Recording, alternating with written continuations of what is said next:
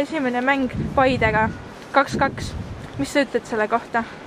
No, mäng oli nagu põhimõtteliselt meie käes, et okei, mängupilt ei olnud väga hea, aga 2-0 juhtisime ja juhtisime 2-0 ja kontrollisime juba lõpupoole mängu, aga siis lasime, ma ei tea, kontsentratsioon ei olnud piisavalt kõrge ja lasime 2 lolli väravat lüüa ja kohe 2-2 2 minutiga, et selline asi on täiesti lubamatu.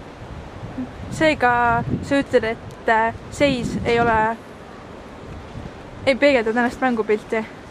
No, mängupilti kindlasti ei peegelda, et meie domineerisime ja hoidsime palli, aga selline jalgpall on, et ega selle järgi punkte ei anta, kui palju sa palli hoiad või kes nagu domineeriva pool on, aga punkte antakse selle järgi, mis peale mängu seis jääb.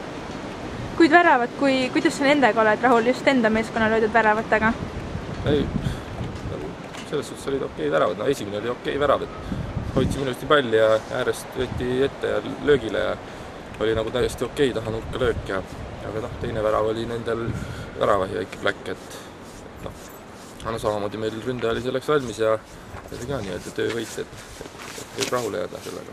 Aga samas ka nagu raiskasime liialt palju võimalusi, et oleks võinud selle mängu juba ära kindlustada. Selge, aitäh!